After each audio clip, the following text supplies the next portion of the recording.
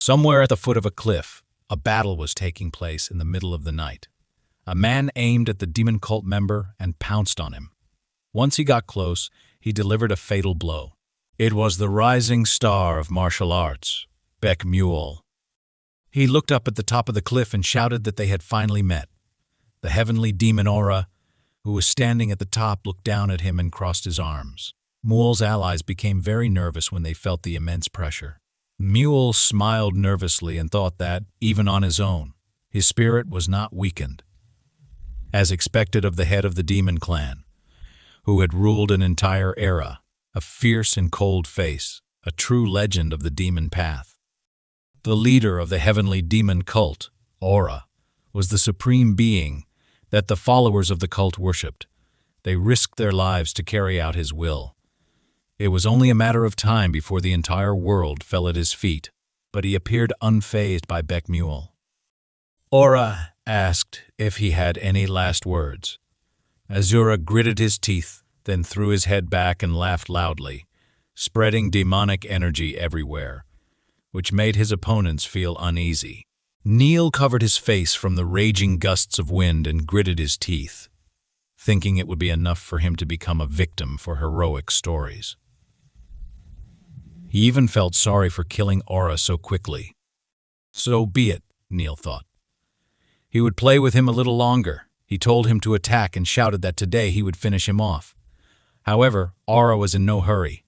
His gaze became menacing, and loud words of mercy suddenly came from his mouth. Maul froze in place and thought in shock. Was it his imagination?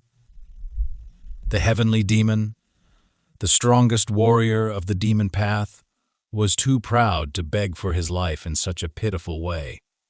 But Asura said it seemed his voice was not full of despair enough. He asked if they could spare him just this once. Mule realized that Aura was using a voice amplification technique. The heavenly demon promised to live quietly, unnoticed, in the mountains and never to show up in Jianghu again, so they should spare him.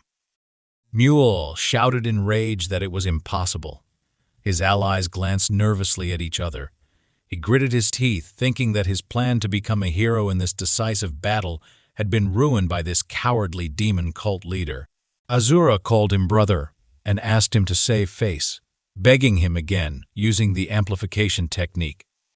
Mule remained silent as his whole body trembled. Then he took a step forward, pushed off the ground, and headed towards Aura, shouting that if Aura was afraid of losing face, he should just die here. Aura nervously pulled out his sword to respond and asked Mule to reconsider. Mule shouted in anger, declaring that Aura was neglecting his martial arts until the very end. The heavenly demon gritted his teeth and charged, wondering if he would die there. They clashed, attacking each other fiercely. The fight ended in one blow. Baek Mule, who had been confident of his victory, ended up dying. 22 years later, in a cult village deep in the mountains, Asura still thought about that fight and wondered why he hadn't used his strongest move. But thanks to his restraint, he was able to maintain his position and raise a new generation. However, due to his obsession with power, his 3 sons had fought for the throne, and all ended up buried in the ground. There was one remaining son, the protagonist, Diang, who stood in his way. Diang greeted him respectfully, asking if he was doing well. The heavenly demon smiled at the sight of him, thinking his youngest son was not blinded by the lust for power. He immediately knew Diang would become the strongest leader of the cult. As Asura passed by him, he told Diang not to worry and thought that one day his son would surpass him. Yugang, another cult member, turned as if to say something, but one of the other members remarked that he had never thought the leader could be so kind. As expected, Master Duyang would take his place. The interlocutor agreed, adding that Duyang was the son of the heavenly demon himself. Hearing their words, Diang nervously clutched the note in his hand and went to his chambers. Sitting at his table, he drew something on a piece of parchment with a brush. Suddenly, there was a knock on the door. He asked who it was. The torture expert, Sang Sagak, entered, bowed to greet the young master, and then smiled. Sang Sagak reported that the leader had asked him to update the young master on the progress of torturing a member of the Orthodox sect. Diang thought his father must want to evaluate his abilities. He listened carefully as Sang Sagak explained that the criminal had been tortured in the underground prison for about 3 days. On the first day, the man was skinned, and then he was soaked in. On the second day, they resorted to torture with a pig, and on the third day, the prisoner lost the lower part of his body. After finishing his report, Sang Sagak smirked. Thinking that even in a demonic cult, he was the only one capable of such elaborate torture. He believed the young cult leader must be pleased with him. Contrary to his expectations, the young leader suddenly jumped up from his chair and slammed his palms on the table, shouting that it wasn't enough. Sagak was about to apologize for going too far, but upon realizing the meaning of his words, he was greatly surprised. Nervously pursing his lips, he wondered if his torture hadn't been sufficient. He had expected the leader to scold him for going too far, but now he thought, as expected of the son of the heavenly demon Asura. Sagak bowed to him and excitedly shouted that he promised to work harder, then left, leaving the young master alone. The mix stared at the door for a few seconds, then sank into his chair and sighed tiredly. Nervously, he muttered to himself that these crazy cultists were acting inhumanely, as usual. The cruel things they did made him question if a human could truly behave like this. He wished they would stop reporting such atrocities to him, but he reminded himself that he needed to pull himself together. He was still in the cult and too weak to argue. He couldn't afford to hesitate. He needed to get his bearings. He was still not strong enough. He remembered the words that had come out of his mouth and, with a grim face, muttered that he had shouted it out without thinking. He had said they should torture the prisoner even more. Clutching the parchment in his hand, he thought bitterly about how they could do this to a man who was merely spying on them. They were all disgusting.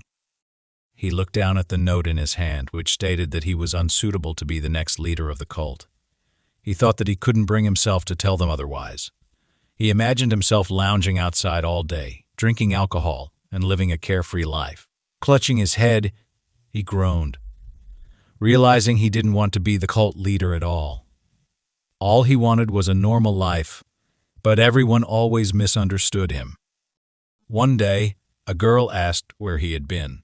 He told her he had gone to the incinerator to throw out some trash that had been lying on the road. However, the girl spread a rumor that he had gotten into a fight with an Orthodox sect member.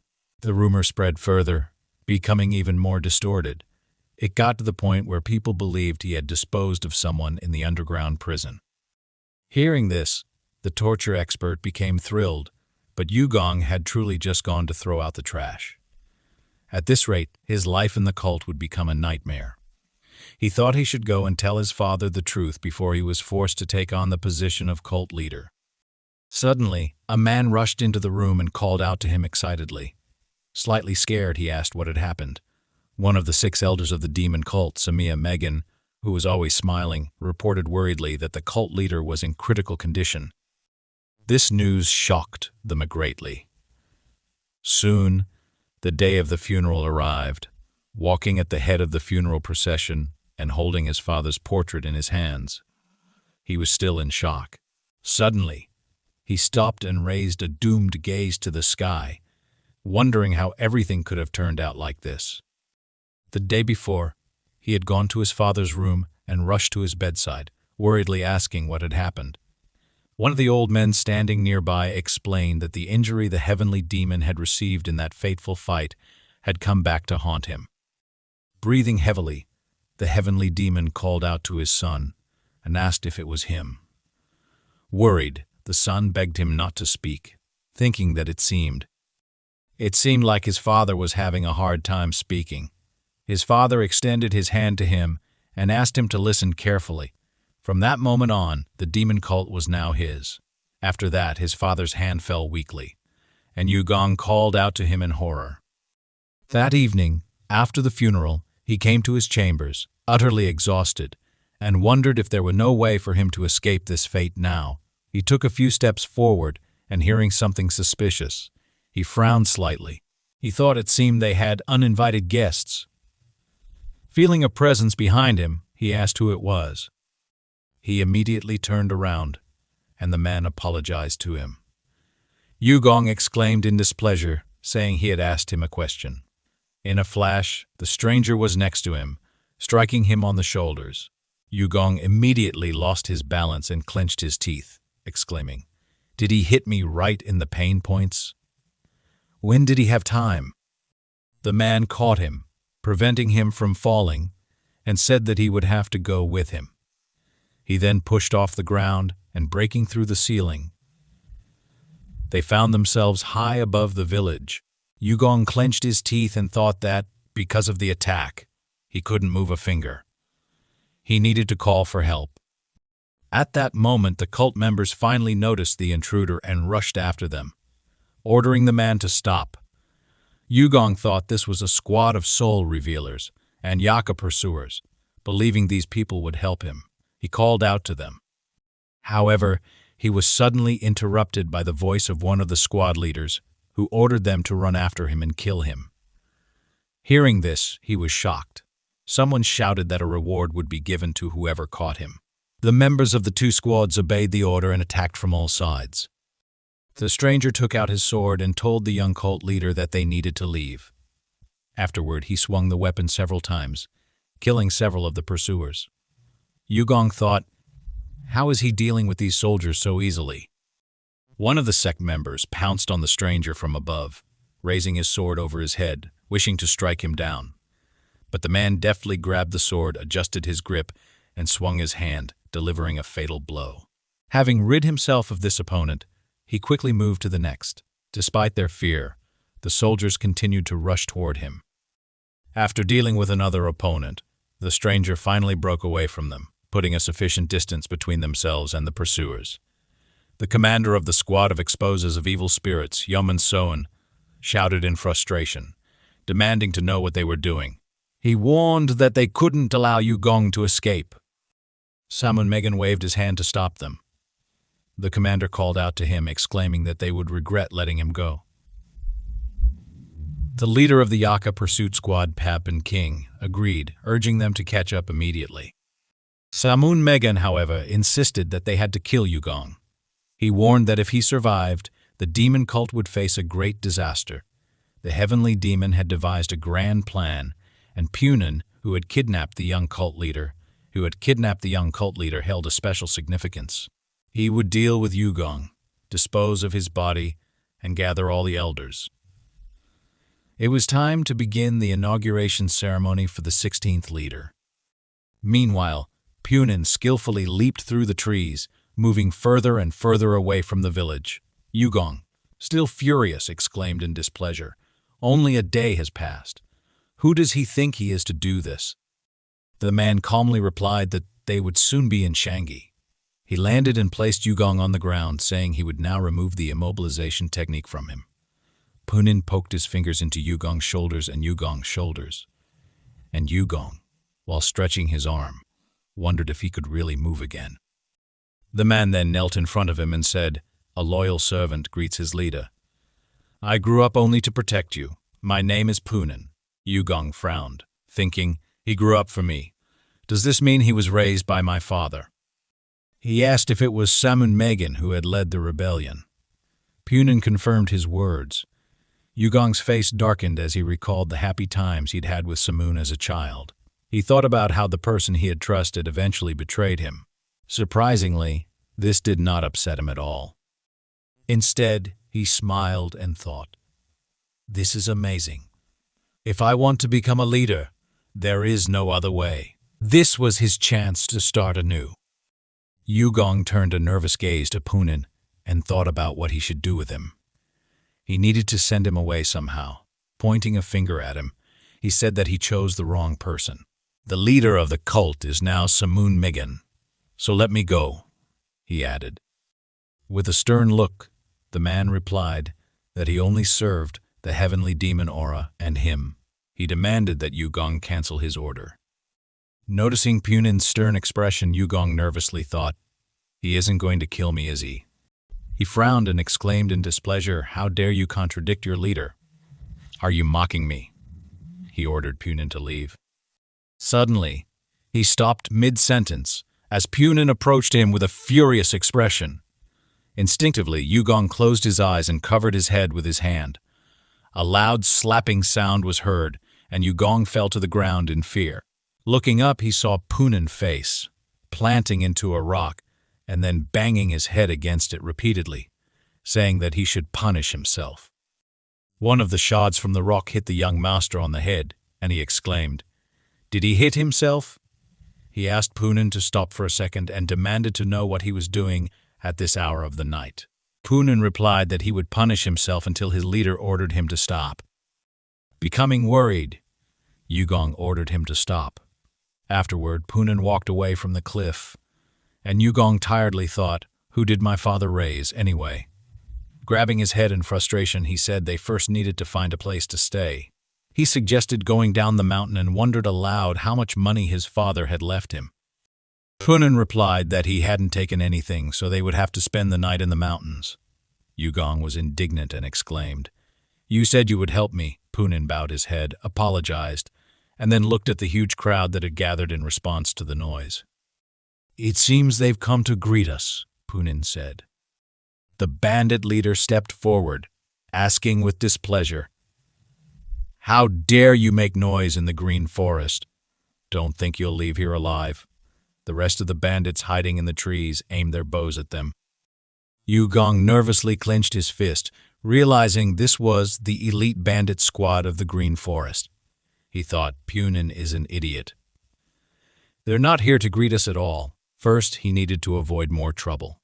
He prepared to sincerely apologize, but Punin beat him to it, furiously shouting at the bandit leader to shut his mouth. "Do you even know who this guy is?" Punin's voice echoed through the forest, darkening Yugong's face. Grabbing Punin's hand, Yugong whispered urgently, "Do you even understand what you're doing? Apologize quickly." But it was too late. The bandit leader, furious, called Punin a pig and demanded, "Who do you think you are?" He ordered his fighters to attack. The archers in the trees fired several arrows, which sped toward them. Punin unsheathed the sword from his back, waved it with a grim expression, and blocked the attack, shouting, "I told you to shut your mouth." The bandit leader became nervous and thought, "Is this a wall of swords? This idiot isn't an ordinary person." Realizing the situation, the bandit leader ordered his soldiers to retreat, but suddenly he heard Punin's voice behind him. "I see your head is still intact," Punin said. He grabbed the bandit's head and twisted it sharply to the side. Yugong, horrified, yelled for Punin to stop. "Don't kill people so recklessly," he cried. Punin calmly replied, "I didn't kill him at all." Looking at the bandit's head, unnaturally twisted, Yugong exclaimed, "What kind of nonsense are you talking about?" Punin let go of the bandit, saying he was tired and suggesting they move on. They eventually passed through the green forest. Yugong, still in shock, asked, "Is he even still alive?" Feeling sick, he thought, "I've definitely gotten involved with a psycho." After some time, they reached the residence of the dark forest. Punin kicked the door open and rushed inside, where the most important person of the area was seated. Looking around, Punin remarked that the doors were so weak they didn't seem reliable. Yugong, displeased, told him not to be so rude. Punin immediately bowed and apologized to him. The people close to the head of the green forest said that he was too impudent. Mick turned to him with an awkward smile and apologized for rushing in so late, but suddenly fell silent upon seeing a woman of unprecedented beauty standing in front of him. It was Sun Yakan. He thought, "Is she really an angel who came down from heaven?" A slight blush appeared on his face, as he wondered how such a fragile-looking woman had ended up in the green forest among bandits. "Is she being held hostage?" he thought. Quietly, he called out to Punin and suggested they should save her. The woman approached him and said, "What a beautiful night. Then, stopping abruptly, she smiled and remarked, "I was wondering, where did these idiots even come from?" Yugang was slightly taken aback, not expecting such words from a lady. His faithful servant Punin immediately drew his sword and rushed toward her, shouting that she was being rude. She responded with a smile, waved her hand, and ordered, "Shut up and die." Several shurikens flew toward Punin. He reacted quickly, swinging his sword to cut one of them. However, the second shuriken was still in the air and ended up behind him. Sensing it, he jumped, dodging the blow, then rushed toward the shuriken and impaled it on the blade of his sword. Spinning in the air, he swung his weapon, sending the shuriken back toward Yakan. Startled, she fell to the floor to dodge the attack, but her weapon crashed into the wall, leaving a hole. Furious, she shouted, "You idiot!" Punin grabbed her by the head and said, "That's enough." She laughed and asked mockingly, "Do you think so?" Meanwhile, the Green Forest bandits surrounded the young master and warned Punin to take his hands off the young lady, or they would slit that brat's throat. Seeing this, Punin became very worried. Yakan smirked and asked, "Do you finally realize the whole situation? Maybe we can look at the contents of that boy's head together." The bandits laughed loudly. Mok, not wanting to tolerate this, called them idiots. He pulled small knives from under his sleeves and stabbed them into the backs of his offenders, using the silver spirit strike technique. The men who were hit began coughing violently before collapsing. The remaining bandits grew nervous and increased their distance from Mok. After landing, Mick pulled out his knives again and said, "That wasn't so difficult." Punin, delighted, smiled and exclaimed, "That was expected of the master. Such an impressive silver spirit strike." Yugang, however, was furious and shouted at Punin, "I told you to apologize. Why didn't you listen to me?" Realizing that this was an order from the leader of the demonic cult himself, Punin immediately fell to the floor with the woman, both hitting their foreheads in submission. Mick ordered him to stop, but the woman smirked and remarked, "You're worse than a bunch of bandits. Usually I don't back down, but you two are something else." The rest of the people present laughed loudly. Yugang and his servant turned their gazes to her. Punin clenched his fist, and this time, the young master didn't stop him.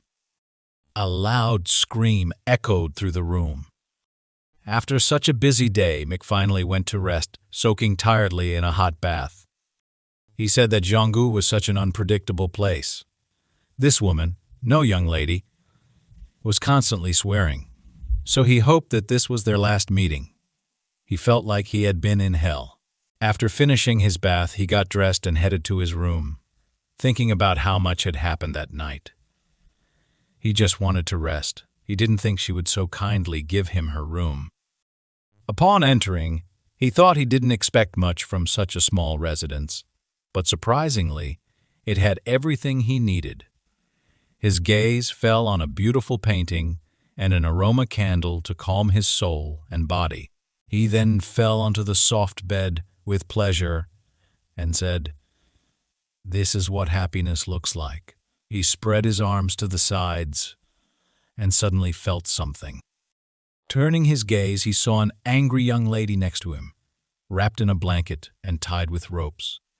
He immediately jumped out of bed and loudly called out to Punin. When Punin entered the room, he asked if his master had called him.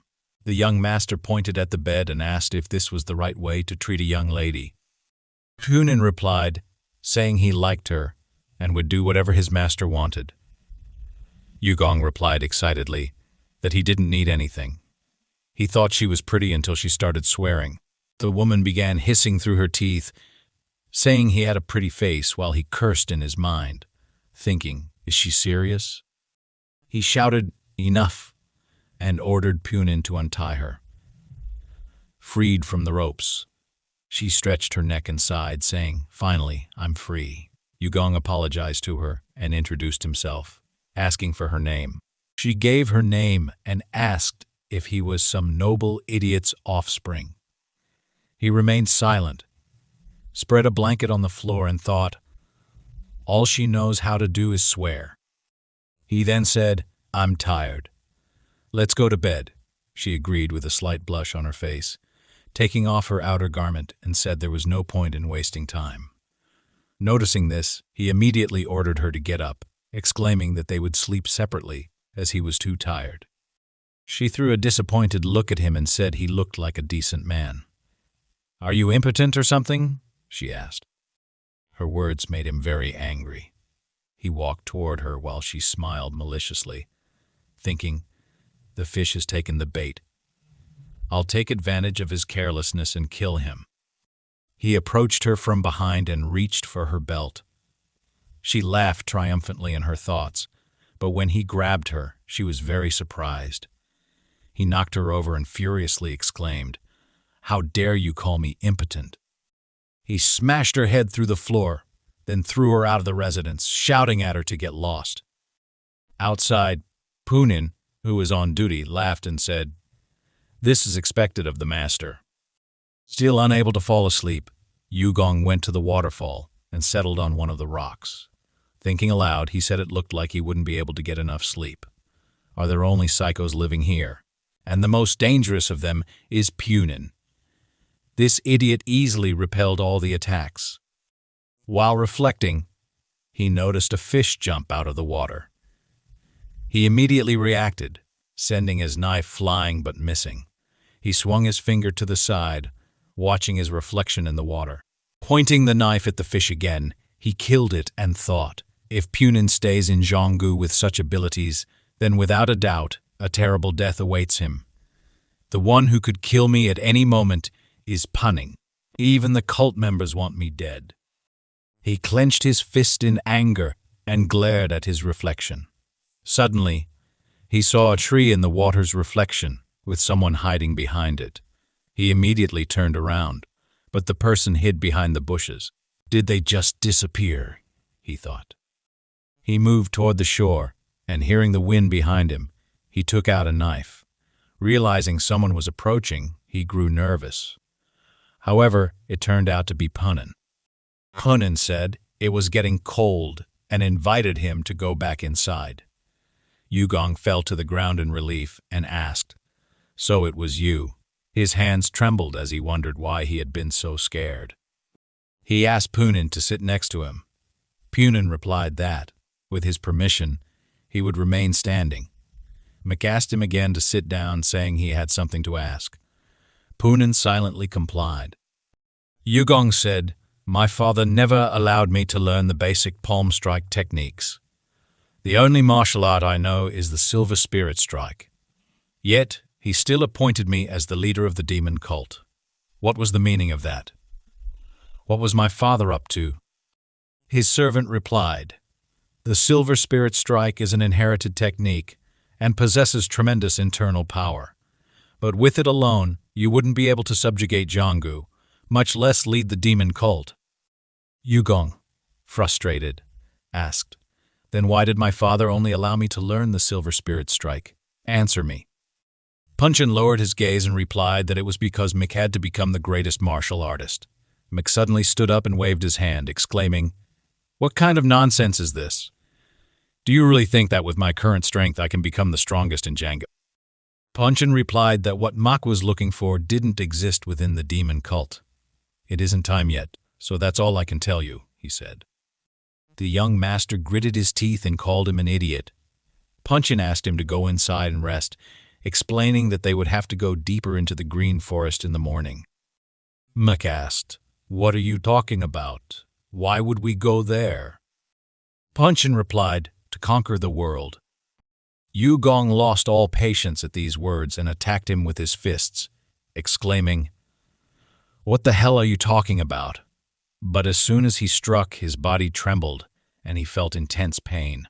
He thought, This is nonsense. I didn't even want to be the leader of the demon cult, let alone conquer the world.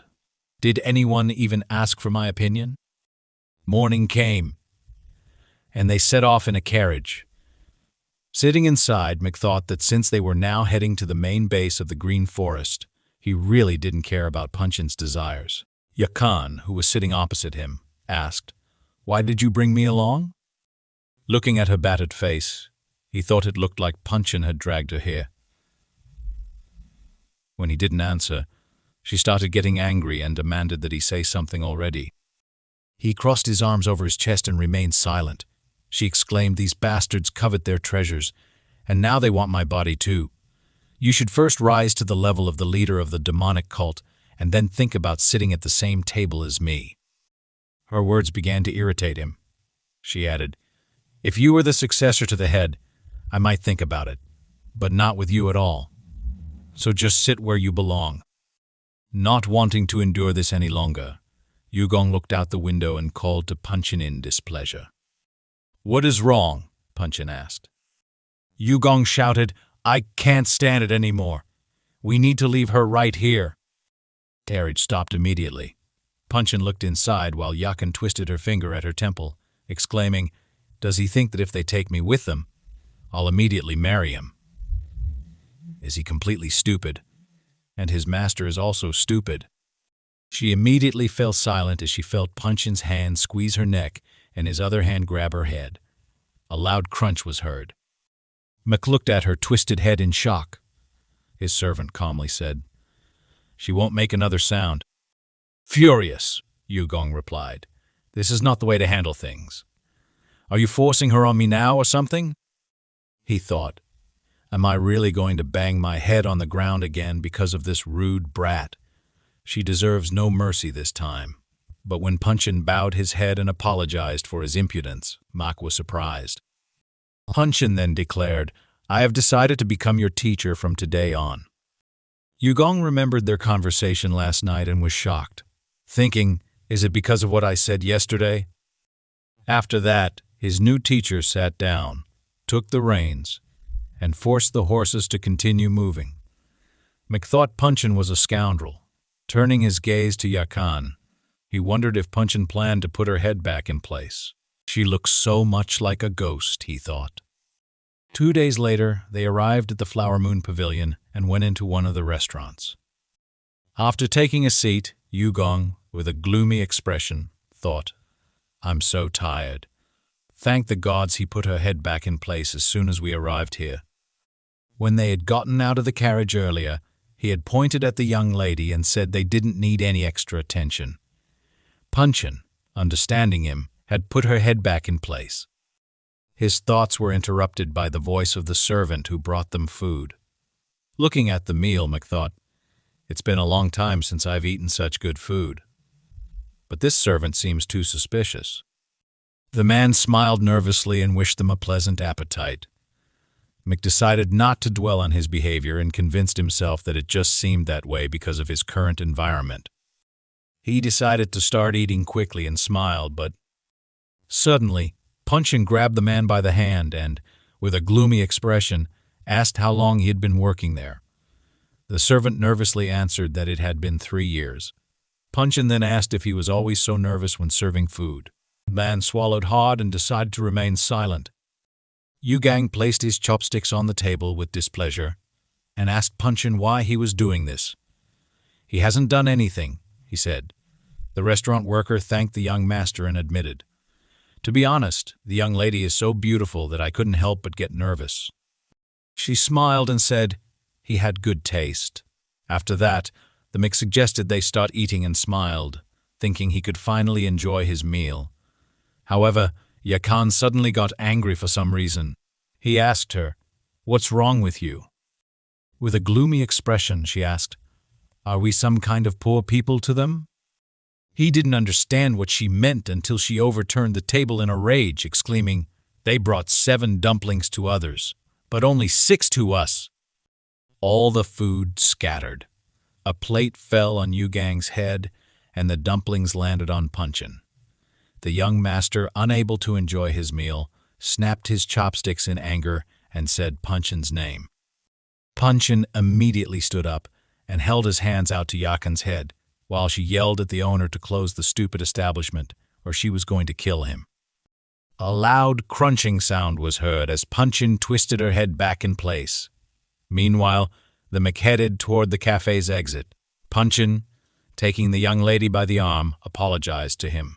At that moment, she continued exclaiming that she was going to kill everyone there. The other customers stared at them in surprise, puzzled by the odd position of Yakan's head. They began wondering how such a thing was even possible. One of the servants caught up with Yugang and grabbed his shoulder, demanding payment for the food. Yugang immediately turned around and shouted angrily, "You only brought us 6 dumplings!" By evening, loud bangs could be heard from one of the houses. Yugang kicked the leader of the demon cult's assassination squad, Shimu, in the stomach and asked, "Couldn't you think of anything better than bribing the servants?" Spitting out blood, Shimu apologized, saying he didn't think the girl would overturn the table. He knelt before Yugang, begged for another chance, and called him a shining child before quickly correcting himself by calling him uncle. Yugang gritted his teeth, thinking he still couldn't get used to the sight of Shimu's face. How could a man over 60 look like that? Shimu had this body because of a curse he received after tasting human flesh as a child. If he begged for mercy after failing, Yugang thought he would kill him without hesitation. With that in mind, Yugang said, "This is your last chance. Since we're related, I'll give you one more opportunity. Make sure everything goes smoothly." After that, Shimu and his squad headed toward the city. He thought that the Black Shadow squad would lure Punchin far away, while the twin demons, I and I, would deal with the cult leader alongside him. As they perched on rooftops, Shimu raised his hand, motioning for them to stop. He peered into a window where Yugang was sitting, unsuspecting. One of the squad members took out an arrow, pulled it on the bowstring, and their commander thought, "This is our last chance." At the same time, Mc looked at the happy passers-by below and thought, "There are so many people on the streets. I wish I could enjoy such freedom." Yakan approached him and, calling him an idiot, asked if he should go to bed already. His face darkened as he thought, "Reality is too harsh." He then insulted Punchin, blaming him for forcing him to share a room with this crazy woman. She exclaimed, "My skin will get dull if I stay up late. Will you take responsibility?" Sighing, he agreed to go to bed. As he began closing the window shutters, the whistle of an arrow was heard. It flew past Yugang and Yakan, piercing the wall. They turned around in confusion, but then the same whistle was heard again, this time followed by many more arrows. Yakan immediately reacted and jumped, while the young master ducked. The young lady screamed in horror, "I almost died! What kind of idiot is shooting at me?" Gritting his teeth, he remained silent in response to her accusations. Punchin, who appeared in the window opening, called out to the master and worriedly asked if he was okay. Several arrows pierced his back, but the mech said he was fine and ordered him to deal with the enemies. Ignoring the arrows, Punchin obeyed the order. Then he poked his fingers into the mech's shoulders, paralyzing him again. Picking him up, Punchin leaned out of the window. His master exclaimed that he told him to subdue the enemies, not carry him. Punchin jumped out of the window, apologizing, and said he couldn't leave him in such a dangerous place. The mech, shocked, exclaimed, "How can you say such a thing while dragging me into enemy territory?" Meanwhile, Yakan remained in the room and at the window asking, "What about me?" Breaking through the enemies, Punchin approached the forest and, turning his gaze to the side, noticed one of the opponents and killed him. Another squad member pounced on him from above, but Punchin, noticing this, delivered a crushing blow that cut through the trees around him. The remaining squad members started running away. One of them shouted that Punchin was coming their way, and his comrade ordered him to lure Punchin as far away as possible so that Master Shimu could take care of the young cult leader. Before the comrade could finish speaking, he saw Punchin carrying Yugang and froze in shock. Punchin, calling them impudent, waved his sword and shouted, "Where are you looking?" The squad member, confused about why Poong Cheon brought the young leader with him, was killed shortly after. Meanwhile, Shimu entered the room where Yugang was supposed to be. Seeing no one except Yakan, he asked in shock, "Did Poong Cheon leave?" Yakan confirmed his words and asked, "Who are you anyway?" Upon hearing the news, Shimu's face darkened, and he muttered that they had failed again. Ian and Yang, remembering their commander's warning, looked at each other nervously. They rushed to the window, but Shimu said there was no point in running. Using a demonic technique, he swung his hand and killed them. Their bodies immediately fell to the floor. Hugging his own neck, Shimu muttered that they were already dead anyway. Then, he committed suicide, causing Yakan to scream in fear. She poked him several times with her finger and asked, "Is this a joke, or is he really dead?" After checking and confirming he was dead, she exclaimed, "What kind of psychos are these? Do cult followers say goodbye to life so easily?" She noticed movement outside the window. Poong Cheon returned to the room, placed the young master on the floor, and deactivated his technique. Wiping the blood from his face, Yugang asked irritably, "Did you bathe me in a bath of blood on purpose?" Seeing the 3 corpses on the floor, Yugang was slightly surprised and asked, "What's wrong with them?" Poong Cheon looked at the corpses and said that Hak Shimu and the twin demons, Ian and Yang, had been there. The mech turned to Yakan and asked what had happened. Excitedly, she replied that she did nothing. Shimu said their plan had failed and then killed everyone. Crossing his arms over his chest, Yugang said discontentedly, "Now I understand why you're still alive." She exclaimed, "I didn't even have time to squeak before they died. How could you leave me alone in such a place?" She called out to Poong Cheon and asked, "Can you hear me? Was it so difficult to take me with you? One day I'll stab you in the back." Poong Cheon ignored her entirely, taking out a small bottle and pouring its contents onto the corpses. They immediately began to melt, leaving dark marks on the floor. Hiding her horror behind a smile, Yakan praised him, saying, "You got rid of the bodies so easily." Poong Cheon turned to Yugang and said, "It would be better if we left now." Yugang agreed. Behind them, Yakan clenched her fist happily as they exited the room. The corpses completely melted away, leaving no trace of what had happened. Soon, they were back on the road. "Riding along the edge of a cliff," Yakan remarked. "A person never knows what they'll encounter in Exeong, right? I never thought I'd get used to having my neck broken." She knocked on the carriage and exclaimed, "A 4-day journey without a bath is killing me. It smells so bad. We need to stop. I could use the young master's brain as soap. What do you say to that?" Closing his eyes, the mech thought she was clearly not very sane, but today she was especially unbearable. Still, she was right. They hadn't washed in days. He called out to Poong Cheon and ordered him to head toward the stream. Poong Cheon asked him to be patient a little longer. He replied with displeasure that Poong Cheon was saying that because he was sitting outside. He told him to turn the carriage around immediately. After his words, the carriage stopped and Poong Cheon asked someone to introduce themselves. Yugang wondered what was going on, looked out of the carriage and asked, "What's happening?"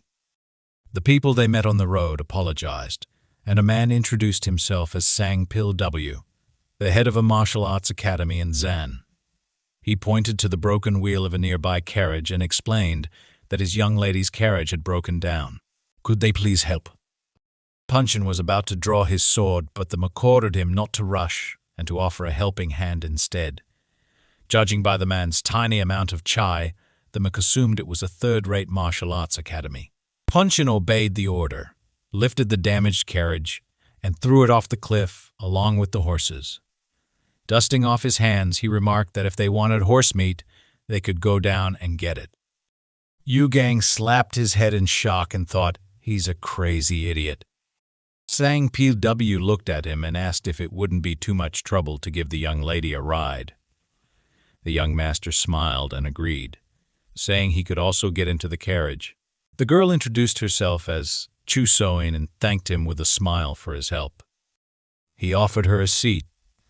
As soon as she entered the carriage, she saw Yakan and screamed loudly in horror. She almost lost her balance, but the maid caught her in time and reassured her, "Don't be afraid. She's human." She thanked him for his help, and once they sat down, they continued their journey. Yakan remarked that Soin looked good and must have made many men cry.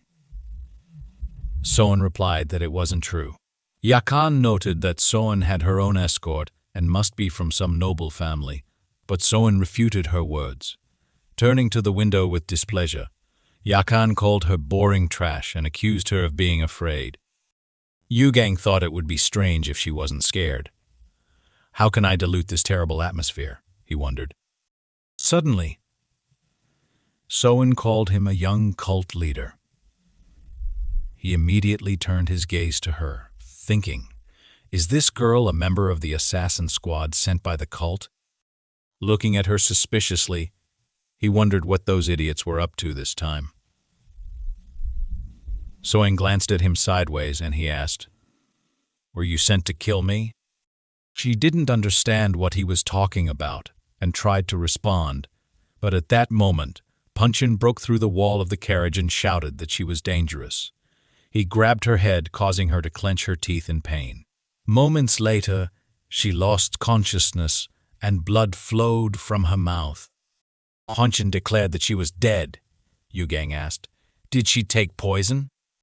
Poong Cheon confirmed it, explaining that poison took less time than pressing on a vital point. Meanwhile, Sangpil W did the same. Yakan, perplexed, pointed her finger at them and shouted, "Who are they? Anyway, why is everyone around us dying?" Poong Cheon turned his gaze to her and she screamed, "Why should they lose their lives because of us?" He immediately hit her on the head, causing her to lose consciousness. Apologizing to his master, Poong Cheon said it was his fault for not knocking her out earlier. Yugang replied that he didn't care about that. "What's up with Sangpil W?" he asked. Poong Cheon explained that he had telepathically asked Sangpil W 2 questions: which demon cult squad he was from, and who was in charge of the operation. Sangpil W's expression changed in a second, and before he could move a finger, he killed himself. The Mick thought it was impressive how he cornered him and caught him. He may be weird, but he's smart, Yugang reflected. Poong Cheon bowed to him, his loyal servant unwavering in his devotion. He said that if they were able to track him without him knowing, then he was afraid someone had marked him with the 1000M scent. Yugang was surprised when he heard this. The 1000M scent is a scent that can only be sensed by those who have mastered the divine art of tracking. Traces of the 1000M scent appear after being marked, so the marked person does not notice anything. It is an unrivaled tracking method. He said that it made sense and asked if there was a way to remove the mark. He replied that they could burn it away with the heat of the scorching sun, but it might cause him great pain for a moment. Yugang replied that it was okay. He could handle it, so let him begin. Poong Cheon asked him to sit down and cross his legs. Then, he brought his hand to his head and said that he was feeling the energy flow. He immediately opened his eyes, and a sharp pain pierced his body, causing him to scream loudly. A bright light burst out of the carriage windows. When everything died down, smoke began to come out of the young master's body. He caught his breath and thought that he would never do this again. Thank the gods that it lasted only a moment. But contrary to his expectations, Poong Cheon brought his hand to his head again, and a sharp pain pierced his body. He screamed, saying that he had said it would be done quickly. Poong Cheon replied with a smile that it would only take 15 minutes. Almost dying from such excruciating pain, Yugang looked at Poong Cheon's smile and thought, "Kind of idiot is this? He's enjoying this, right?" Meanwhile, the shining child found 2 corpses and asked, "What's wrong?" "The scent of 1,000 miles is gone." He clenched his fists in rage and said, "Once I see them, they will become corpses. The cult leader's orders were wrong from the beginning. He should have just killed that boy, and all he had to do was ensure Du Gang's freedom. He smashed a rock with his foot in rage and exclaimed, "Since when did the demon cult become so kind-hearted?" But he couldn't do anything about it when the order had already been given. He called out to Hapin, who immediately appeared behind him. Heen poured the liquid from the vial onto his hand and said that he had marked himself with the scent of 1,000 miles. He would personally pursue the young cult leader. Let him go to the Shawnee branch, report the situation, and call for reinforcements. Once he's done, let him return to the cult. Tin looked up at him and, understanding what this meant, wanted to object, but the Shining Child ordered him not to argue. When the time comes, you'll go to the afterlife with Puncheon. You'll take care of him and convey the will of the cult leader to Yu Gang. In the meantime, they continued on their way. Yu Gang looked down and smiled slightly, thinking that he had burned everything because of this scoundrel. He had not even listened to her. He wondered what she wanted to say. Yakan asked with a smile what he was thinking about, letting him just not tell her that he was scared. She laughed loudly and said, "That's so cute. Don't be shy. Tell me everything." She began to mock him, calling him a poor baby, which made him angry. He shouted, "Does she not care about others at all? Let her look at herself. Does she need a head on her shoulders only for beauty?" She told him, with an irritated smile, to say whatever he wanted, adding that she didn't care. Then she started yelling and asked if he wanted her to whine and beg him for mercy. He wanted to take a moment to hold her while she cried. He answered in surprise that he hadn't meant that at all, and she turned away from him, crossing her arms over her chest and glaring out the window with displeasure. He noticed that she was shaking all over and wondered if she really wanted to distract herself in this way. He mentally apologized to her and said that he shouldn't have said that. She looked at him and asked why he didn't say that out loud. He answered that it was all because of her, because she knew that he didn't know how to apologize. She smirked and asked what he was thinking about. He answered that he was thinking about his friend. His friend had a pretty strong family. The thing is, his uncle had started a rebellion. His friend managed to escape with the help of a trusted subordinate, but the elite soldiers sent by his uncle were trying to kill him. They wanted to eliminate him, because a lot depended on him, but he thought they wanted to tell him something. Yakan thought about it and pointed her finger at him, saying that, according to her brilliant judgment, it seemed like they were hinting that they would not harm him if he lived a quiet life. He remained silent and thought about it deeply, wondering if that was really true. Elite soldiers of a demonic cult intimidating their prey. That couldn't be true. What was she trying to tell him? Then he remembered how she hadn't understood what he was talking about at all when he asked her, and realized that they had no intention of doing that. At that very moment, Punin opened the door and said that he needed to rest, hiding the dagger in his sleeve. Mick agreed and thought that now that he knew their goal, he had nothing to be afraid of. He got out of the carriage and apologized to Punin in his mind, thinking that for the sake of the freedom he desired, he was leaving. The first thing they did was go to the restaurant, and when the food was brought to them, Yakan was very happy and said that it had been so long. Punin must have grown up. She looked at the food and then at him several times, asking if he didn't give it to those idiots. Yu Gang asked the servant to wait, then turned his gaze to the big table and asked who kind of warriors were sitting there. The servant replied that they were the Cloud Tiger clan. All their warriors were famous for their skills in martial arts, but he shouldn't worry. They wouldn't touch them unless, of course, they started a fight first. Mick replied that he understood, and then thought that if they were really that skilled in martial arts, they would be the perfect replacement for Punin.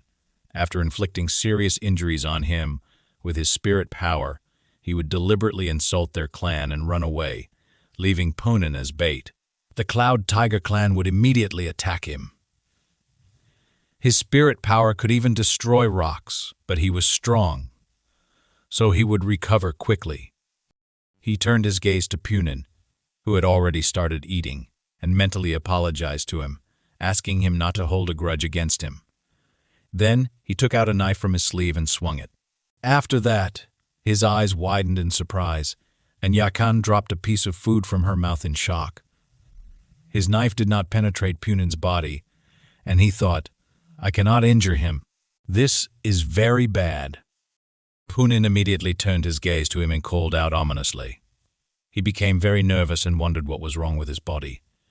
He wanted to say that he did it by accident, but Punen seemed to not understand anything and asked if he called him.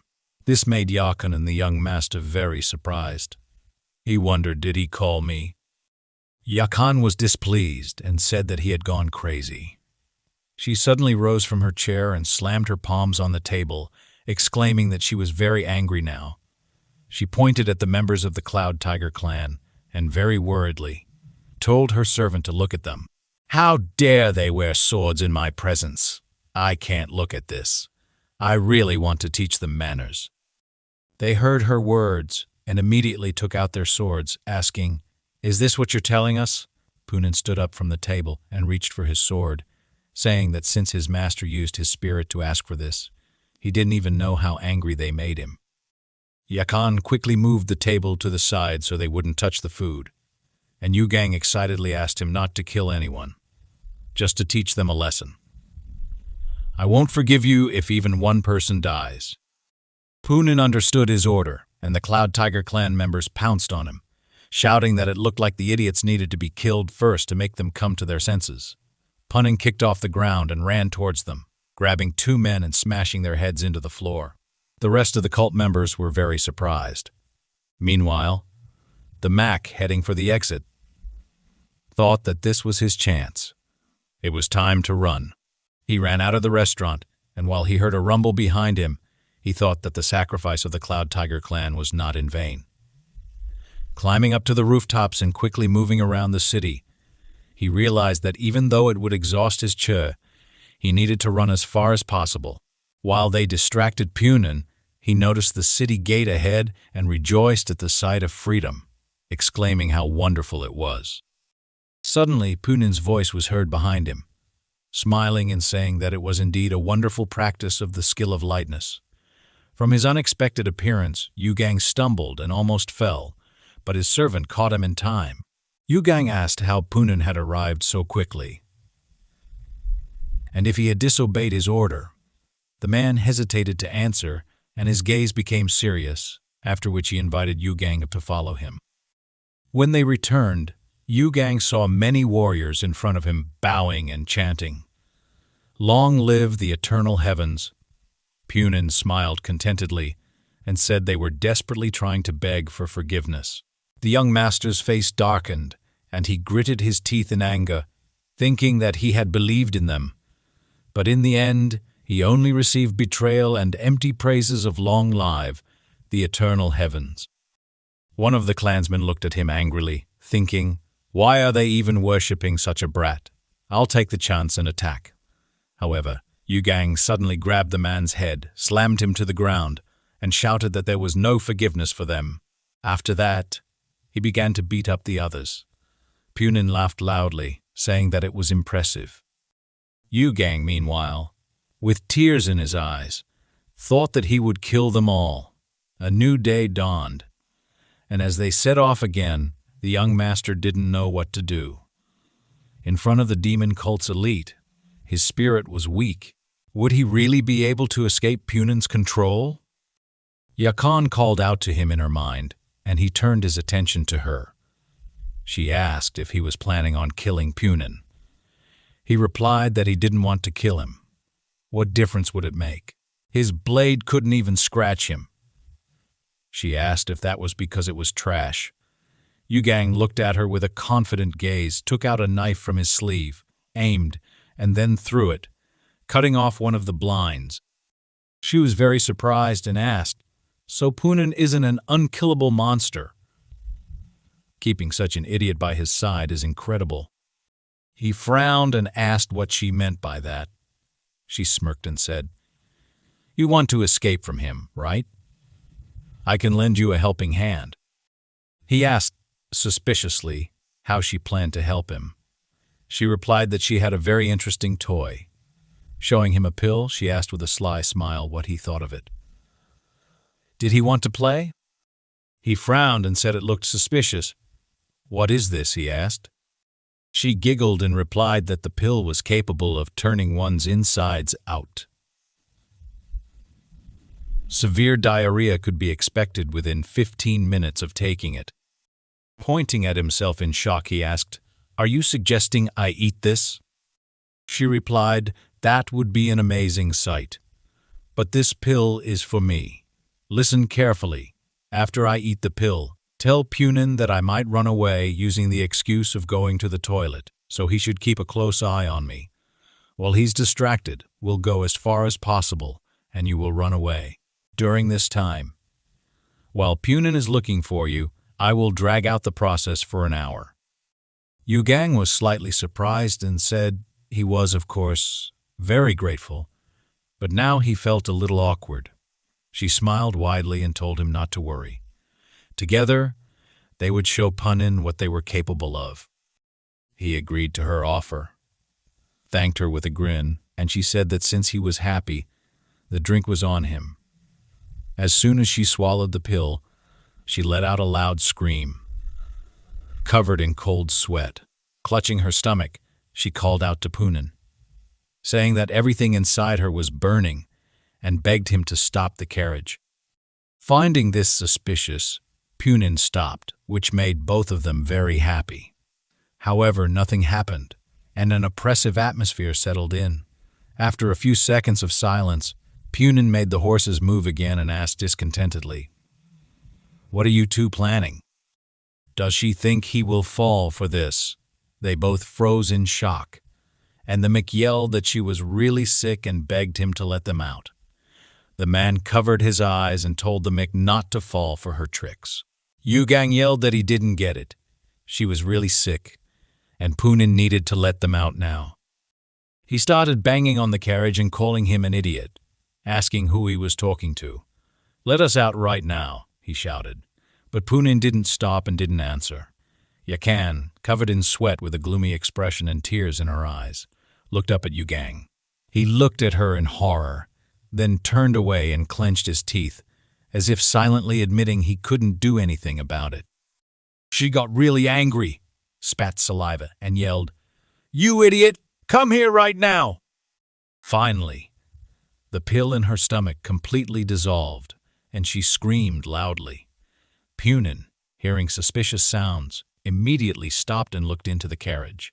Seeing what was happening inside, he grabbed his master and ran with him toward the forest, while a stench came out of all the windows and doors of the carriage along with women's screams. As they ran, Punin apologized to the mech, saying he didn't think she'd have an accident. After landing, he said they must endure such difficulties to become the greatest masters. The young master, almost burning with rage, turned to him and exclaimed, "Did I really have to smell that for this?" Punin began looking around for a place to punish himself. Then, without warning, he smashed his head through a tree trunk and apologized, saying he was wrong. He continued banging his head against all the trees, while Yu Gang let out a loud, tortured scream, shouting that this was really killing him. In the end, they changed carriages and continued on their way. Yakan's face reflected all the horror she had experienced. The mock, afraid to look at her, thought she seemed to have been through hell. Well, no wonder she squeezed out so much, he mused. Suddenly, she mentally suggested that they do it again. He looked at her in surprise, after which she threw another pill into her mouth. He called out to her, asking why she was trying so hard for him. She loudly ordered him to shut up and exclaimed madly, "The Song family does not give up so easily." Her stomach growled loudly, and she screamed in pain again. This time, Punin immediately stopped and opened the doors. Yu Gang, thinking he couldn't let her sacrifice go to waste, excitedly called out to the servant and ordered him to quickly take her away. But this time, the man decided to act differently. He swung his sword, cutting through the wall of the carriage next to Yakan, and said in a rage, "This can't go on like this. I have to kill her." Yakan and Yu Gang opened their mouths in shock. The latter exclaimed, "Is it her fault that she poops more than others? Take her to the bushes right now." Punin began approaching them threateningly, causing Yakan to tremble in fear. A rumbling sound came from her stomach again, and the man flinched. The Mc noticed this and thought it was his chance. He shouted, "Did you decide to disobey me again?" Tunan's hand holding the sword immediately dropped, and he bowed, apologizing. Then he grabbed Yakan and headed into the forest. Yugang ran out of the carriage and shouted that the stench would be terrible, so he had to take her away and make sure she didn't escape. Tunan responded, shouting that he understood. The young master, after waiting for them to disappear, turned around, jumped onto the carriage, and moved toward the trees. He began running, thinking that he would never forget her sacrifice. Realizing that if he used the skill of lightness, Poonan would catch him in the blink of an eye, he descended to the ground and thought, "This is the best place to hide." He began collecting leaves into a pile, then hid under it. Soon, Poonan began looking for him, reaching the area nearby. A pile of leaves. Poonan said that his master's tracks ended there and wondered where he could have gone. He couldn't just abandon the cult. He was definitely kidnapped. Probably when practicing the skill of lightness. Saying he would never forgive the kidnappers, Poonan continued searching. Yugang, listening carefully to his surroundings, thought that Poonan had left. However, it was better for him not to move for now. He began to count, and soon evening came. In the end, he counted to 20,000 and came out of his hiding place, smiling and saying, "Now he's definitely gone. I'm finally free." But it turned out Poonan had been standing nearby all this time, waiting. Seeing him, the man got very scared. Trying to find words to justify himself, he began mumbling something. Poonan approached him and asked, "So you've already learned the technique of stealth?" Nervously, Yugang confirmed his words and said that Jianghu was such a scary place. He added that as Poonan could see, he had improved his tracking technique, right? Dusting himself off, he said that if they were done, they should go. Then he headed toward the carriage, laughing nervously, saying they had a long way to go. But Poonan did not hurry to follow him. He called out, making Yugang turn around, then sternly told him to bow his head. Yugang was very surprised. Poonan explained that the heavenly demon Aura had ordered him to make Yugang the strongest leader, and it was unacceptable for him to try to escape his destiny. This is the third time, Yugang thought. So, he was playing dumb all this time. Excitedly, Yugang pointed his finger at him and asked, "Are you trying to control me?" Poonan replied that a great master must be confident in himself. "Bow your head," he demanded. Yugang exclaimed in anger, "What kind of nonsense are you talking about? I'm your master!" Poonan, getting angrier, repeated his demand. Yugang, now nervous and frustrated, got really angry and called Poonan an idiot before putting his forehead on the ground. "I would done it anyway," he grumbled. Poonan asked him to repeat after him. "I, the leader of a demonic cult, am not afraid of anything. Let him start." Yugang started saying the words. Poonan exclaimed that he couldn't hear him and told him to say it again. Cursing loudly, Yugang repeated it, but Poonan told him to leave out the unnecessary words and continue. Sweating, Yugang shouted that he was invincible and nothing scared him. Poonan told him to start over. Gritting his teeth in rage, Yugang shouted, "I am the leader of a demonic cult." Only at night did they continue on their way. Yugang rubbed his chin in confusion, wondering how much longer he would have to endure Poonan's antics. He looked up at Yakan, who was lying motionless on the seat, and thought that Poonan had probably paralyzed her again. A lot had happened in the past couple of hours, and Yakan had gotten it pretty bad too. Suddenly, Poonan said that a carriage with a broken wheel was blocking their way. They met a girl and her guard named Youngwon, who asked them for help. Muk looked out of the carriage and thought, "Is it them again? These idiots from the demon cult are so banal." He told Poonan that they were acting according to plan. Poonan, obeying his order, threw the broken carriage off a cliff. Young Wan asked Yu Gang to give his lady aid. Waving his hand dismissively, Yu Gang told him to climb forward. Then, the lady entered the carriage. She awkwardly introduced herself, saying her name was Wang Yuk and asking him to take care of her. He smirked at her words and thought that she was being so flirtatious it was making him feel awkward. Turning to her in his thoughts, he ordered her to sit quietly if she wanted to go home. Her expression immediately changed and she shuddered in fear. He said she didn't have to waste her life. She mentally replied that if she were afraid of death, she wouldn't have interfered. He called it stupid and wondered why Poonin had let her in. He realized Poonin had done it to kindle the flame of hope, to make them think everything was going according to plan, and then extinguish it in the blink of an eye. She looked down and replied that she didn't care.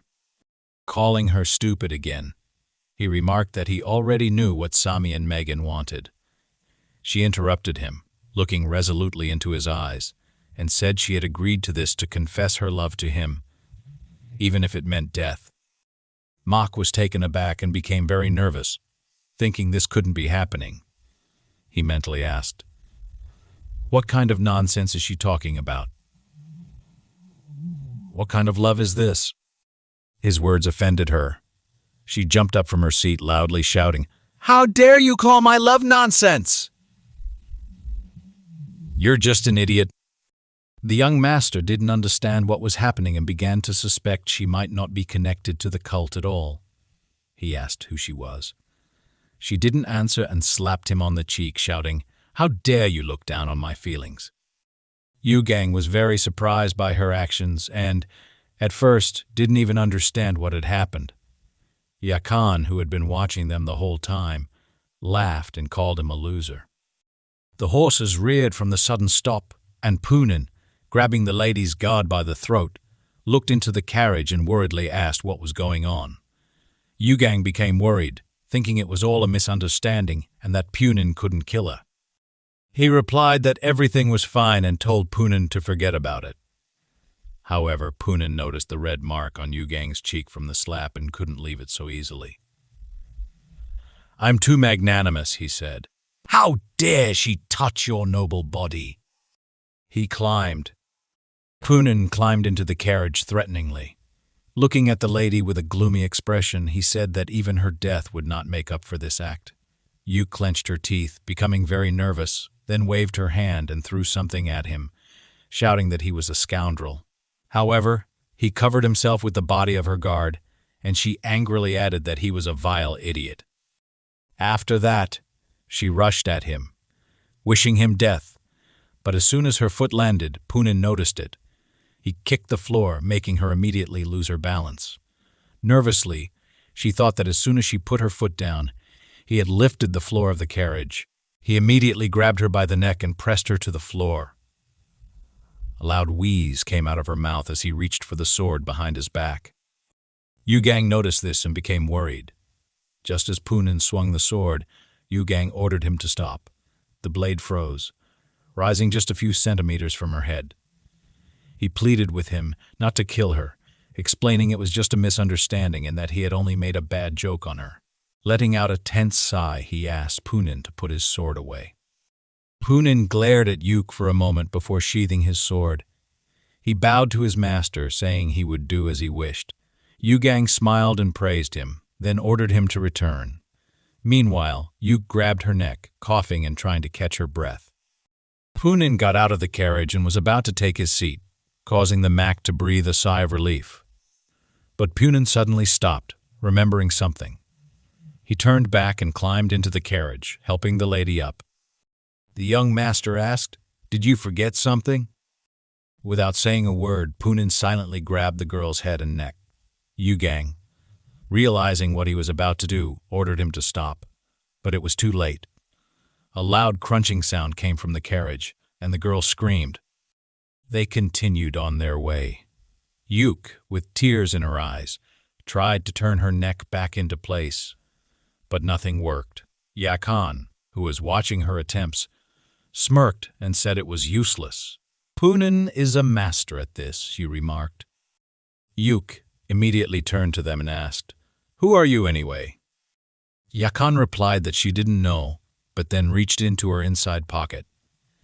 She said she knew how to put Yuke's head back into place. Handing her 2 pills with a sly smirk, she told her to take them, claiming the effect would be instant. Mick immediately intervened, exclaiming, "Is she going to break our carriage again?" Yakan sighed in displeasure while Yuke felt uneasy, turning to the window. Yuka started crying loudly. Poonin, furiously, ordered her to stop crying, threatening that if she cried even once more, he would kill her. Terrified, she shut up and turned her body to the window. Yakan told her not to take everything to heart. "If you listen to him," Yakan said, "he will return your head to its place." She smiled gently and added, "I've been through this many times myself." "Little sister," and asked if it must be really hard for her, right?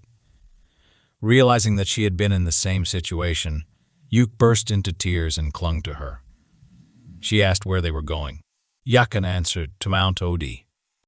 Yakan then said it was a coincidence since they were going there too. Looking at them, Yugong thought he would never understand women. He then said he would talk to Punin about taking her with them. Yuke ignored him and hugged Yakan, saying it was a relief her little sister was here too. She was so excited because it was the first time she had encountered such a thing. Noticing Yakan did not react at all, Yuke looked up at her with a worried expression. Yakan coldly called her big sister and offered her to sit separately, claiming she was only 21 years old. Seeing this reaction, Yuke became very scared and began to cry again. Punin, unable to stand it any longer, hit the carriage with his elbow several times in rage and shouted that he had told them to shut up. He threatened to finish off the girl and turned to his master, asking for permission to kill her. Yakan told her big sister that she was not alone here. Yuki continued to cry, and Yugong looked up at the ceiling and muttered that it was such a mess. The next morning, they arrived at the mountain and stopped by the forest to continue walking. Mick asked if this was the same mountain, and his servant confirmed it. Yuke declared that her life was now in their hands. Yakon asked if this was the end of her journey. "Was it? They didn't have to say goodbye," Yakan said. Yuke turned away from her and said she didn't want to answer. Yakan got very angry and, calling her a stupid girl, told her to keep her secrets to herself. The young master tiredly touched his head and, with a sigh, ordered Punin to return her neck to its place. Punin bowed slightly, approached Yuke, and she smiled, thinking she would finally leave. But at that very moment, warriors jumped out of the forest and surrounded them from all sides. One of them licked his blade and asked what they were doing on this mountain, saying it had such a beautiful landscape. Punin took a step to the side and turned around. The man, seeing the girl with the broken neck, froze in place and thought that he had soiled his pants. Another warrior turned to his comrade and said the girl seemed strange. He replied there was another one, and Yakan, realizing they were talking about her, immediately went to Yugong and asked who they were. He thought they were in the territory of the Green Forest. If even she didn't know, how could he know? That meant they weren't from here. Turning to Punin, he ordered him to get rid of them. Punin obeyed, bowing deeply, which made the warriors laugh. One of them mocked. It seems formality is in fashion these days. Does he imagine himself to be the leader of a demonic cult or something? Their words made Yugong angry, and he called out to his servant, asking how long he would stand there.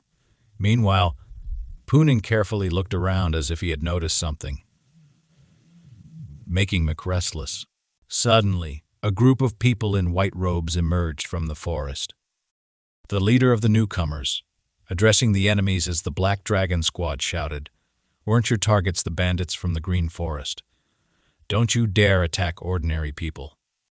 The Black Dragon Squad confirmed his words and said they were working overtime. Yugong thought to himself that the Black Dragon Squad was among the top 5.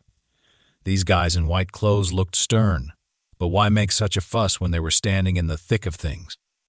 The two groups of warriors pointed their swords at each other before rushing into combat. They met each other with a clash of blades. Poonin turned to his master and said this was a good chance to observe and practice. It seemed there were some problems in the Green Forest. Yugong agreed, saying such commotion would definitely not have happened on Mount Wutai. Yakan, who was watching the fight, exclaimed, "Is he serious? Let him hit harder." Yuk walked up to Poonin and asked when he was going to put her neck back in place. Poonin became angry and yelled, "Can't you see I'm talking to my master now?" She shuddered in fear and, with tears in her eyes, stepped aside, apologizing. Then she muttered a curse under her breath. Poonin turned and asked sharply, "What did you just say?" She nervously replied, "I didn't say anything." He didn't believe her and said she had definitely cursed. She avoided his gaze and insisted, "That didn't happen. It's true." Yakan, irritated, told two of them to shut up and let her watch the fight.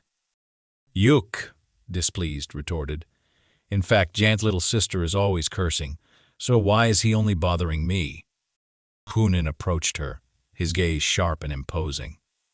Terrifying expression, he said that this woman had been through a lot and was crazy from the beginning. Yuke looked down because she couldn't face him out of fear. Yakan got angry again and, calling him a stinking dog, ordered him to speak more quietly since there were too many handsome men around. One of the warriors in white clothes, who overheard her words, flinched in surprise. Meanwhile, Mick stood between his servant and the girl, ordering him to stop immediately. However, Poonin ignored him and, with a gloomy expression, demanded Yuk admit what she had said. Yakan exclaimed that she had asked them to be quiet, as it was distracting her. Yuk couldn't take it anymore, and with tears in her eyes screamed that she admitted to swearing. Poonin felt calmer and laughed loudly, declaring that he knew it. Then, pointing his finger at her, he told the master that he was right before bursting into even louder laughter. Yuk began to sob, and Yakan, meanwhile, instructed the warriors on how and where to hit their enemies. Finding himself in the middle of this madhouse, Yugong looked up at the sky and muttered about the chaos surrounding him. Noticing that Yakan had suddenly become quiet, he saw her reaching for a whistle on the ground. She asked if someone had dropped it. Deciding to support the warriors, she blew into the whistle and happily told everyone to die. The whistling sound echoed throughout the forest. A man, hearing the signal, climbed down from a tree to a house, went inside, and informed the leader of the Black Dragon squad that they had removed everyone except the Green Forest bandits. The man, standing inside the house among corpses, ordered him to call their people as they prepared to confront the Green Forest bandits. Back in the fight, a squad member, hearing the whistle, turned around in shock and exclaimed, "What the hell is she doing?" His comrade replied that since she had whistled, they needed to hurry. Yugong found this suspicious and thought that there might be more members of their squads elsewhere. Deciding it was best to leave before it was too late, he noticed the chaos unfolding behind him. Frustrated, he turned to Poonin and ordered him to let Yuk go. Poonin promptly returned Yuk's neck to its proper position. Overjoyed to be free, Yuk consulted Poonin in her thoughts, hoping never to meet him again. She bowed to him and thanked him with a smile, but he told her not to. Confused, she gave him a surprised look, after which he poked her in the sides with his fingers, causing her to scream. The young master shouted angrily, calling Poonin an idiot and questioning why he had put her on all fours. Yakan burst into tears of laughter. Poonin replied that it was Yuk's own fault. Calling him names also meant calling the master names. Enraged, the young master asked if he wasn't supposed to ask for permission first. Poonin dismissed his anger, suggesting they continue up the mountain before sunset. Yugong irritably agreed and headed towards the mountain, sarcastically questioning when Poonin had ever listened to him. He allowed him to do as he pleased. Poonin bowed and thanked him for his immeasurable mercy before they set off. As they departed, Yakan wished the warriors good luck and ran after them. The warriors stared after them in shock, wondering who they were. Some time passed, and soon they were on a path leading to a huge palace. Looking at the building in the distance, Mick realized they had ended up right in front of the headquarters of the bandits. Punin stopped and asked himself what was going on. Yugong replied that he was trying to count the enemies using his techniques. He observed that there were many warriors from the Black Dragon Squad along the path, including their leader.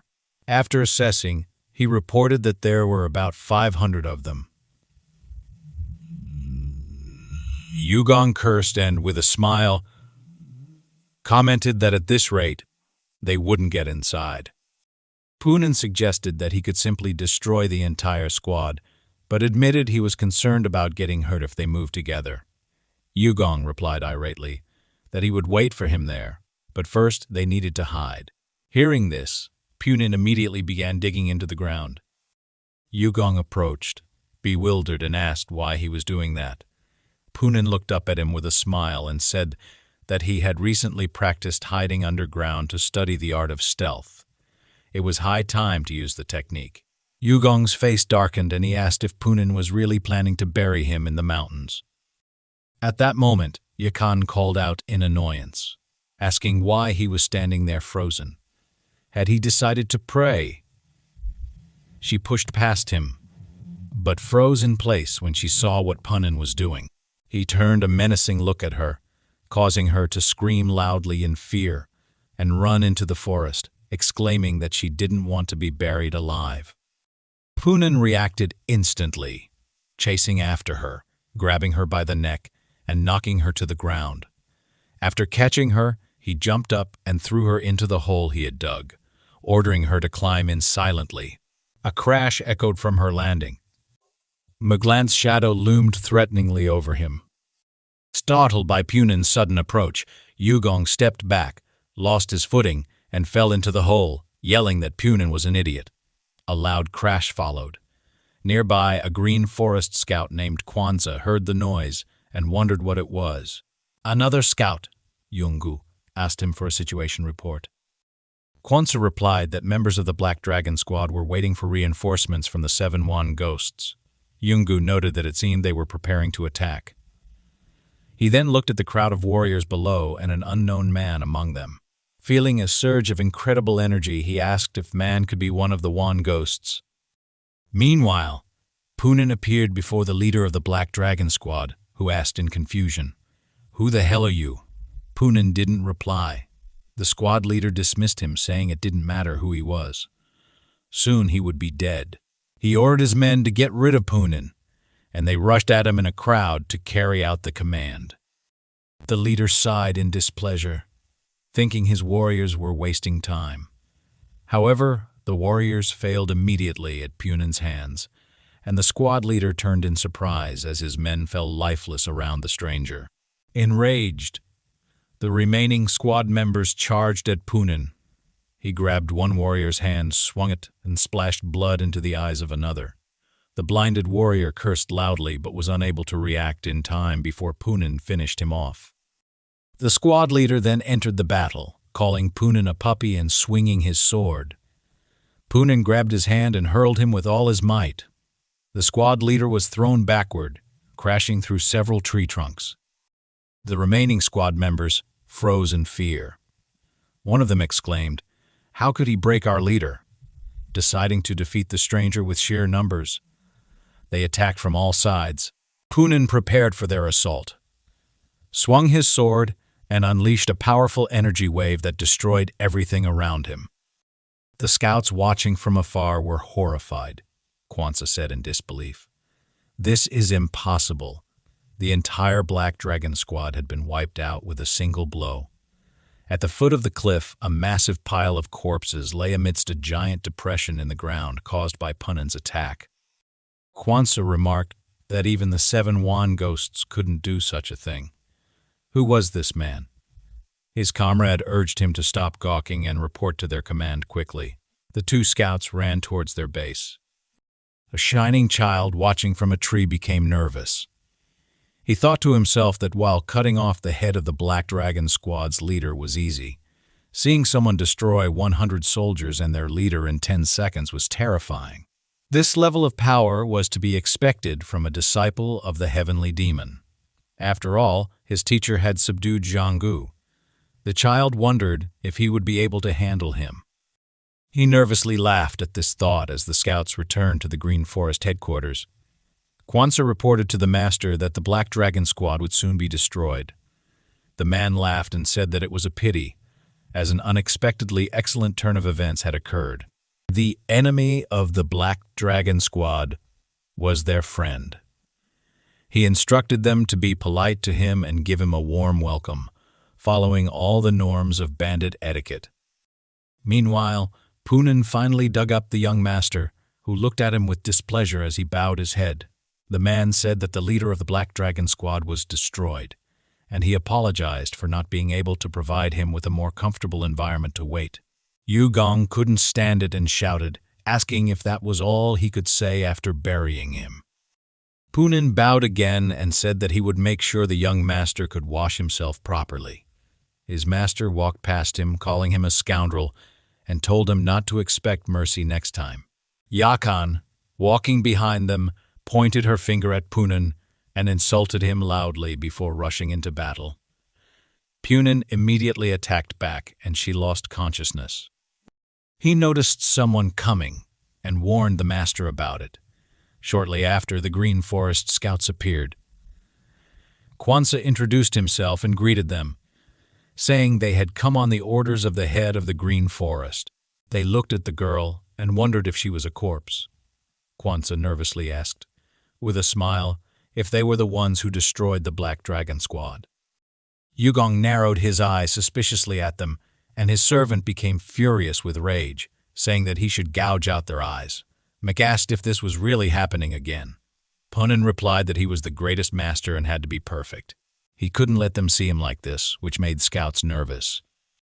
The young master pointed his finger at his servant and exclaimed in rage, asking who was to blame for this and why he destroyed the Black Dragon Squad. He told Poonen not to kill people so thoughtlessly. Poonen tiredly rubbed the bridge of his nose and replied that they left him no other choice.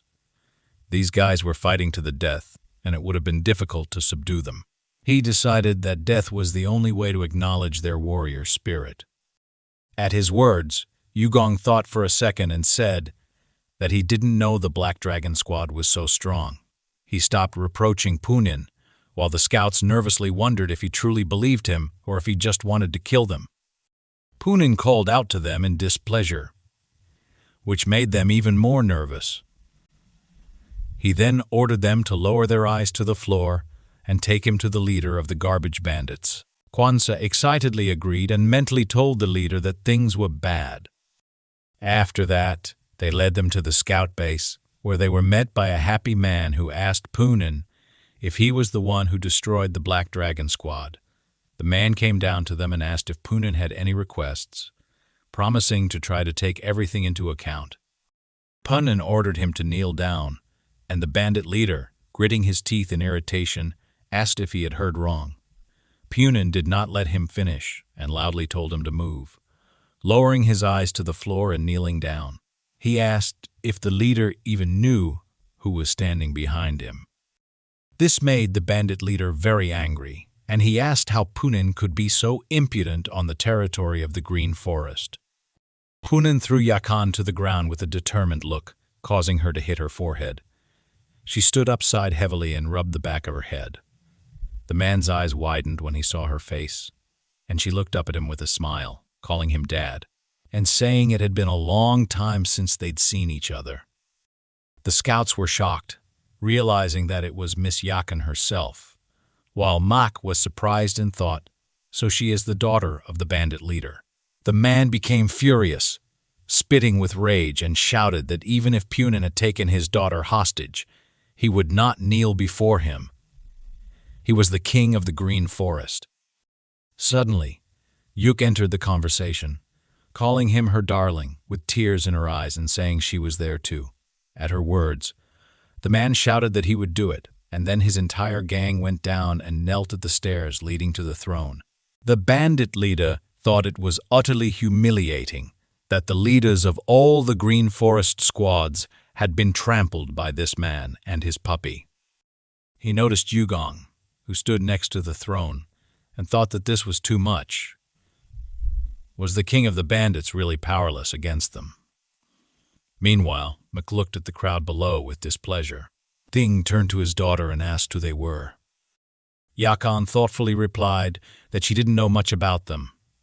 The big guy's name was Poonan. He was a complete psycho with no manners, and if they didn't listen to him, they'd meet the same fate as the Black Dragons. The smaller one was Yugong, who was also strange.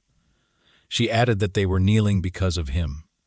He was clearly hiding something, though she didn't know what. She also remarked that Yugong liked to play the victim and had already put her in awkward situations twice.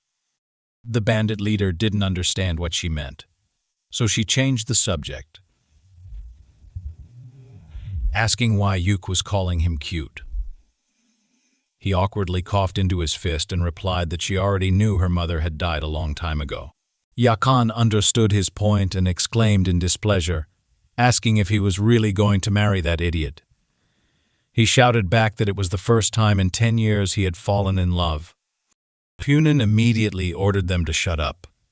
Mc thought to himself that, after escaping from the demonic cult, he constantly had to listen to bandits bickering, and he was utterly tired of it. Poonan pointed to the throne with a smile and offered it to his master. Mc looked at him with hostility, wondering why he needed to sit there. Seeing his reaction, Poonan exclaimed that he understood everything and then punched the throne. The young master recoiled in surprise, wondering what his servant was up to this time. Poonan grabbed the tiger, skin mat, and tore it to shreds, declaring that this chair was unfit for a leader. The bandits were enraged and rushed at Poonan with weapons, shouting about what he had done to the Grandmaster's chair. The king of the Green Forest was equally outraged and ordered everyone to attack together. 4 people surrounded Poonan and attempted to pierce him with their swords, but they failed, leaving them confused. Realizing their plan had failed, one bandit apologized. Poonan, with a dark expression, asked what he had said. The bandit repeated his apology nervously, but Poonan didn't hear him properly and asked again. The terrified bandit stammered that he would not forgive him for the Grandmaster's chair. Poonan turned his gaze to the other bandits and asked if they agreed. They bowed several times, confirming the statement. Poonan then walked to the remains of the throne, stating that if the chair wasn't suitable for his master, it would be replaced. He crushed a fragment of the throne in his hand to demonstrate what would happen to them if they didn't comply. Understanding the warning, the bandits quickly threw him down the stairs. Yakan smirked at her father and asked if he saw what was happening. They were clearly out of their minds. She told him that if he wanted to live, they would have to comply with Poonan's rules. Bandits swiftly built a new throne. Poonan asked his master to sit, but Mac didn't respond. His face darkened. Surprised, Poonan asked if this chair wasn't good enough either. The bandits panicked, wondering if they were all going to die there. Poonan clenched his fists in rage and declared that Mick seemed unhappy with it. One of the bandits, on the verge of tears, begged the young master to sit on the throne already. Finally, Yugong sat down, and everyone sighed in relief. The king of the Green Forest thought to himself, what was the point of that long pause? He opened his mouth to say something, but Poonan understood him without words and bowed. Then he turned to the bandits and ordered them to listen carefully. The master had given the following orders. First, let them bury all the dead members of the Black Dragon squad as if they were never here. Second, let them continue with their business as if nothing had happened. They were to watch each other so no one would escape. Lastly, let them bring the best cook to him. If even one of them decided to escape, all the others would be killed. At this, the bandit king became very worried and gritted his teeth. He looked up at Yugong and thought he was as ruthless as that village idiot Poonan. Meanwhile, the young master stood up from the throne and called out to his servant, who asked with a smile what was going on. Suddenly, Ma grabbed the throne hit Punin on the head with it, and exclaimed, "Does he think this is how a true master behaves? He is just an arrogant brat." Seeing this, the bandit king was shocked and thought. He gave him an order, then suddenly hit him. He's just a psychopath. On the surface, it seemed like Yugong was burning with rage. But in reality, he was offended because he hadn't had a chance to say a word since they arrived. A second later, a loud whistle sounded, and he asked, "What is this?" Punin immediately stood up, becoming wary. As a squad of black dragons arrived as reinforcements and entered the base. Seeing only bandits, the squad leader became nervous and asked, "Where are the others?" The king of the Green Forest, waving his hand in rage, ordered his subordinates to kill them. The commander of the Black Dragon squad screamed in horror, and the sounds of battle soon filled the air. Finally, it was time for dinner. In a village near the mountain, 4 men who had previously fought with the Black Dragon squad sat at the same table, discussing recent events. Manhwa said he'd like to deal with the guy with the scar on his eye, but now he was more interested in the 5 they had fought with. He remarked that they had an interesting team. His friend from the Pink Clan, H. Panro, laughed and said, "There was a girl who even walked on all 4s and another hottie who was constantly swearing." J. Galsamyang added, "There was also a country bumpkin and a guy with the manners of an aristocrat. But it was so inappropriate." "They're probably all dead by now," Nanunyan agreed, and asked why they had fought them in the first place. Wyan answered with a smile, "Because youngsters have to work hard to hone their skills." They continued their conversation until a group of bandits suddenly entered the restaurant.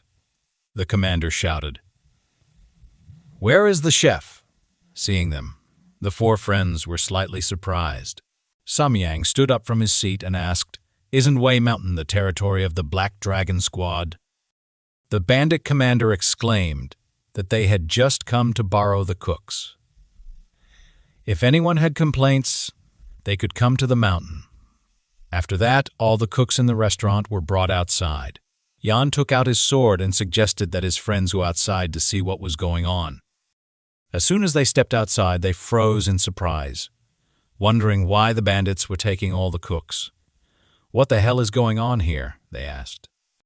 Meanwhile, the king of the Green Forest held a council. The head of the 10 commanders of the Green Forest, Yom, said that the young master was hard to please. At first he threw out all the delicacies, but then he still ate. The bandit king tiredly covered his face with his palms and said he couldn't even imagine what the young master needed. He turned to Gong Chu Sang and asked, "How are things going?" With the removal of the corpses, the chief elder replied that everything was ready. They had also wiped away all the bloodstains. He said they had done a good job and suggested getting down to business. It didn't matter who those 2 were.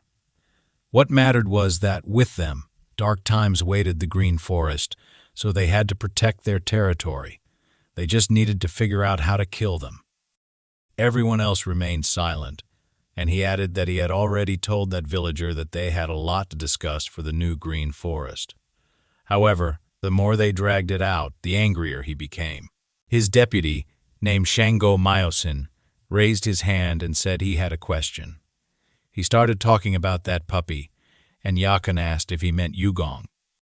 He thanked the young lady for clarifying and continued by saying that everything depended on how good Yugong was at martial arts. The stronger he was, the more effort they would have to put in. Yakan smirked and said there was nothing special about him. The deputy head looked at her and asked if she was sure. She gritted her teeth in anger and said that these were just guesses. What difference did it make to him? Before they could start bickering, the Green Forest King called them idiots and said that now was not the time to bicker. They immediately fell silent. His deputy suggested taking Yugong hostage. The head of the 10 commanders said it would be difficult to do so, as that giant never left Yugong's side for a second. The king asked if there were any other ideas. Someone said that they could set up explosive traps and blow them both up at once. He asked if that big guy would survive. They imagined this scenario, and one of them said they would all meet in hell. Onyomo slammed his palm on the table and said that they were all so stupid. They should just use Tunia to replace their trap. The king of the green forest was surprised by his idea and patted him on the head in approval, which made him smile. But then the king suddenly grabbed him by the hair and asked with displeasure, "Does he really think that one of them can create Shaman Dunya?" After that, he slammed his face into the table, and the elder thought, "Is this really the end of the green forest?" Suddenly, Yakan stood up and slapped her palm on the table, attracting attention to herself. Laughing, she asked how come the idiots hadn't figured this out yet. Her father paid attention to her and asked if she had a plan. She replied with a smirk that poison could be used. Her idea dawned on him, and he thought that they could give him their strongest ignited poison in food. The next day, Yugong was resting in his chambers and thought that today was such a wonderful morning. A comfortable room, good food. He wished he could stay here forever. Someone knocked on the door and he allowed that person to enter. Then, Yakan appeared at the threshold and energetically hit her fist against her palm. She respectfully greeted him and asked if he had slept well. He was very surprised by her sudden change in behavior and didn't even notice how the tea flowed from his mouth back into the glass. He immediately wiped his mouth and called out to Punsen in displeasure, asking if he had beaten her all night or something. Why did she suddenly become so polite? He answered with a smile that he didn't do anything. It seemed that she realized it was useless to argue with him. He thought that he always did everything right. Then he turned to Yakan and asked how much he had beaten her. She replied that he hadn't even touched the hem of her clothes and that he should let her serve him for the rest of her life. Mick found this suspicious and asked if she came here just to find out if he had slept well. She apologized for being rude and replied that she was here to give him some advice. He frowned and asked if that was true. She said that if he wanted to completely subjugate the green forest, then he should get rid of the deputy head. He was her father's advisor. It so happened that the head was deprived of intelligence. Yugong indignantly called her trash and exclaimed, "He is your father." She confidently replied that great things require a lack of feelings. She then asked him to accept her advice.